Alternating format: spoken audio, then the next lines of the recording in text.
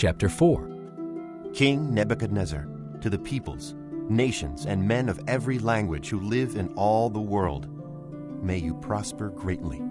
It is my pleasure to tell you about the miraculous signs and wonders that the Most High God has performed for me. How great are His signs, how mighty His wonders. His kingdom is an eternal kingdom. His dominion endures from generation to generation. I, Nebuchadnezzar, was at home in my palace, contented and prosperous. I had a dream that made me afraid. As I was lying in my bed, the images and visions that passed through my mind terrified me. So I commanded that all the wise men of Babylon be brought before me to interpret the dream for me. When the magicians, enchanters, astrologers, and diviners came, I told them the dream, but they could not interpret it for me. Finally, Daniel came into my presence, and I told him the dream. He is called Belteshazzar, after the name of my God, and the spirit of the holy gods is in him. I said, Belteshazzar, chief of the magicians, I know that the spirit of the holy gods is in you, and no mystery is too difficult for you. Here is my dream. Interpret it for me. These are the visions I saw while lying in my bed. I looked, and there before me stood a tree in the middle of the land. Its height was enormous. The tree grew large and strong, and its top touched the sky. It was visible to the ends of the earth. Its leaves were beautiful, its fruit abundant, and on it was food for all. Under it, the beasts of the field found shelter, and the birds of the air lived in its branches. From it, every creature was fed. In the visions I saw while lying in my bed, I looked, and there before me was a messenger, a holy one, coming down from heaven. He called in a loud voice, Cut down the tree, and trim off its branches, strip off its leaves, and scatter its fruit. Let the animals flee from under it, and the birds from its branches. But let the stump and its roots, bound with iron and bronze, remain in the ground, in the grass of the field. Let him be drenched with the dew of heaven, and let him live with the animals among the plants of the earth. Let his mind be changed from that of a man, and let him be given the mind of an animal, till 7 times pass by for him. The decision is announced by messengers. The holy ones declare the verdict, so that the living may know that the Most High is sovereign over the kingdoms of men, and gives them to anyone he wishes, and sets over them the lowliest of men. This is the dream that I, King Nebuchadnezzar, had. Now, Belteshazzar, tell me what it means, for none of the wise men in my kingdom can interpret it for me. But you can, because the spirit of the holy gods is in you. Then Daniel, also called Belteshazzar, was greatly perplexed for a time, and his thoughts terrified him. So the king said, Belteshazzar, do not let the dream or its meaning alarm you. Belteshazzar answered, My lord, if only the dream applied to your enemies and its meaning to your adversaries. The tree you saw, which grew large and strong, with its top touching the sky, visible to the whole earth, with beautiful leaves and abundant fruit, providing food for all, giving shelter to the beasts of the field, and having nesting places in its branches for the birds of the air, you, O king, are that tree. You have become great and strong. Your greatness has grown until it reaches the sky, and your dominion extends to distant parts of the earth. You, O king, saw a messenger, a holy one, coming down from heaven and saying, Cut down the tree and destroy it, but leave the stump, bound with iron and bronze, in the grass of the field, while its roots remain in the ground. Let him be drenched with the dew of heaven. Let him live like the wild animals until 7 times pass by for him. This is the interpretation, O king, and this is the decree the Most High has issued against my lord the king. You will be driven away from people, and will live with the wild animals. You will eat grass like cattle, and be drenched with the dew of heaven. 7 times will pass by for you, until you acknowledge that the Most High is sovereign over the kingdoms of men, and gives them to anyone he wishes. The command to leave the stump of the tree with its roots means that your kingdom will be restored to you when you acknowledge that heaven rules.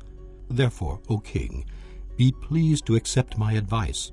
Renounce your sins by doing what is right, and your wickedness by being kind to the oppressed. It may be that then your prosperity will continue. All this happened to King Nebuchadnezzar. 12 months later, as the king was walking on the roof of the royal palace in Babylon, he said, Is not this the great Babylon I have built as the royal residence, by my mighty power and for the glory of my majesty? The words were still on his lips when a voice came from heaven. This is what is decreed for you, King Nebuchadnezzar. Your royal authority has been taken from you. You will be driven away from people and will live with the wild animals. You will eat grass like cattle. 7 times will pass by for you until you acknowledge that the Most High is sovereign over the kingdoms of men and gives them to anyone he wishes. Immediately what had been said about Nebuchadnezzar was fulfilled. He was driven away from people and ate grass like cattle. His body was drenched with the dew of heaven until his hair grew like the feathers of an eagle and his nails like the claws of a bird. At the end of that time, I, Nebuchadnezzar, raised my eyes toward heaven, and my sanity was restored. Then I praised the Most High. I honored and glorified him who lives forever. His dominion is an eternal dominion. His kingdom endures from generation to generation. All the peoples of the earth are regarded as nothing. He does as he pleases. With the powers of heaven and the peoples of the earth, no one can hold back his hand or say to him, What have you done? At the same time that my sanity was restored, my honor and splendor will return to me for the glory of my kingdom. My advisors and nobles sought me out, and I was restored to my throne and became even greater than before. Now I, Nebuchadnezzar, praise and exalt and glorify the King of heaven, because everything he does is right and all his ways are just, and those who walk in pride he is able to humble. Chapter 5. King Belshazzar gave a great banquet for 1,000 of his nobles and drank wine with them.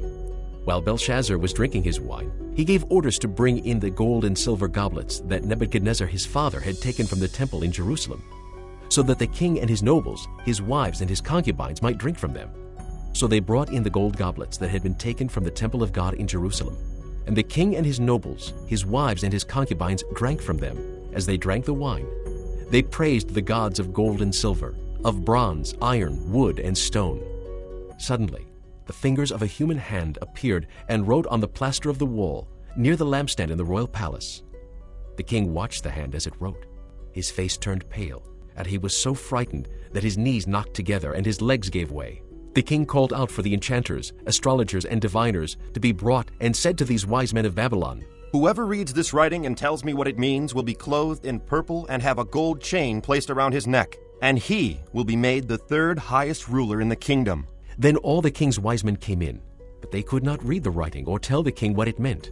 So King Belshazzar became even more terrified, and his face grew more pale. His nobles were baffled. The queen, hearing the voices of the king and his nobles, came into the banquet hall. "O king, live forever," she said. "Don't be alarmed. Don't look so pale. There is a man in your kingdom who has the spirit of the holy gods in him. In the time of your father, he was found to have insight and intelligence and wisdom like that of the gods. King Nebuchadnezzar, your father the king, I say, appointed him chief of the magicians, enchanters, astrologers, and diviners. This man Daniel, whom the king called Belteshazzar, was found to have a keen mind and knowledge and understanding, and also the ability to interpret dreams, explain riddles, and solve difficult problems. Call for Daniel, and he will tell you what the writing means." So Daniel was brought before the king, and the king said to him, Are you Daniel, one of the exiles my father the king brought from Judah? I have heard that the spirit of the gods is in you, and that you have insight, intelligence, and outstanding wisdom. The wise men and enchanters were brought before me to read this writing and tell me what it means, but they could not explain it. Now I have heard that you are able to give interpretations and to solve difficult problems. If you can read this writing and tell me what it means, you will be clothed in purple and have a gold chain placed around your neck, and you will be made the 3rd highest ruler in the kingdom. Then Daniel answered the king, You may keep your gifts for yourself and give your rewards to someone else. Nevertheless, I will read the writing for the king and tell him what it means. O king, the Most High God gave your father Nebuchadnezzar sovereignty and greatness and glory and splendor. Because of the high position he gave him, all the peoples and nations and men of every language dreaded and feared him. Those the king wanted to put to death, he put to death. Those he wanted to spare, he spared. Those he wanted to promote, he promoted. And those he wanted to humble, he humbled. But when his heart became arrogant and hardened with pride, he was deposed from his royal throne and stripped of his glory. He was driven away from people and given the mind of an animal. He lived with the wild donkeys and ate grass like cattle, and his body was drenched with the dew of heaven, until he acknowledged that the Most High God is sovereign over the kingdoms of men and sets over them anyone he wishes. But you, his son, O Belshazzar, have not humbled yourself, though you knew all this. Instead, you have set yourself up against the Lord of heaven. You had the goblets from his temple brought to you, and you and your nobles, your wives and your concubines drank wine from them. You praised the gods of silver and gold, of bronze, iron, wood, and stone, which cannot see or hear or understand. But you did not honor the God who holds in his hand your life and all your ways. Therefore he sent the hand that wrote the inscription. This is the inscription that was written: Mene, Mene, Tekel, Parsin. This is what these words mean. Mene, God has numbered the days of your reign and brought it to an end. Tekel, you have been weighed on the scales and found wanting. Perez, your kingdom is divided and given to the Medes and Persians. Then at Belshazzar's command, Daniel was clothed in purple. A gold chain was placed around his neck, and he was proclaimed the third highest ruler in the kingdom. That very night, Belshazzar, king of the Babylonians, was slain, and Darius the Mede took over the kingdom at the age of 62. Chapter 6. It pleased Darius to appoint 120 satraps to rule throughout the kingdom, with 3 administrators over them, one of whom was Daniel. The satraps were made accountable to them, so that the king might not suffer loss. Now Daniel so distinguished himself among the administrators and the satraps by his exceptional qualities that the king planned to set him over the whole kingdom. At this, the administrators and the satraps tried to find grounds for charges against Daniel in his conduct of government affairs, but they were unable to do so. They could find no corruption in him, because he was trustworthy, and neither corrupt nor negligent. Finally, these men said, "We will never find any basis for charges against this man Daniel unless it has something to do with the law of his God." So the administrators and the satraps went as a group to the king and said, "O King Darius, live forever. The royal administrators, prefects, satraps, advisors, and governors have all agreed that the king should issue an edict and enforce the decree that anyone who prays to any god or man during the next 30 days, except to you, O king, shall be thrown into the lion's den.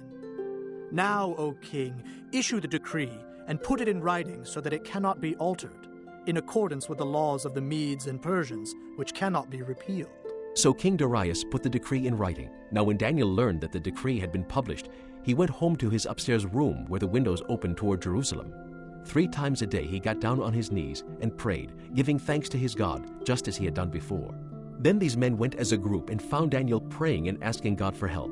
So they went to the king and spoke to him about his royal decree. "Did you not publish a decree that during the next 30 days anyone who prays to any god or man except to you, O king, would be thrown into the lion's den?" The king answered, "The decree stands, in accordance with the laws of the Medes and Persians, which cannot be repealed." Then they said to the king, Daniel, who is one of the exiles from Judah, pays no attention to you, O king, or to the decree you put in writing. He still prays 3 times a day. When the king heard this, he was greatly distressed. He was determined to rescue Daniel and made every effort until sundown to save him. Then the men went as a group to the king and said to him, "Remember, O king, that according to the law of the Medes and Persians, no decree or edict that the king issues can be changed." So the king gave the order, and they brought Daniel and threw him into the lion's den. The king said to Daniel, "May your God, whom you serve continually, rescue you." A stone was brought and placed over the mouth of the den, and the king sealed it with his own signet ring and with the rings of his nobles, so that Daniel's situation might not be changed. Then the king returned to his palace and spent the night without eating and without any entertainment being brought to him, and he could not sleep. At the first light of dawn, the king got up and hurried to the lion's den.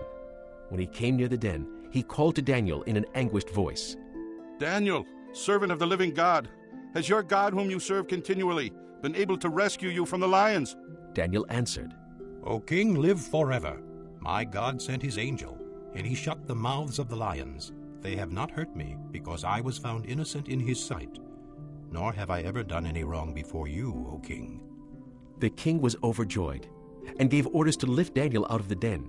And when Daniel was lifted from the den, no wound was found on him, because he had trusted in his God. At the king's command, the men who had falsely accused Daniel were brought in and thrown into the lion's den, along with their wives and children. And before they reached the floor of the den, the lions overpowered them and crushed all their bones. Then King Darius wrote to all the peoples, nations, and men of every language throughout the land. May you prosper greatly. I issue a decree that in every part of my kingdom, people must fear and reverence the God of Daniel. For he is the living God, and he endures forever. His kingdom will not be destroyed. His dominion will never end. He rescues and he saves. He performs signs and wonders in the heavens and on earth. He has rescued Daniel from the power of the lions. So Daniel prospered during the reign of Darius and the reign of Cyrus the Persian.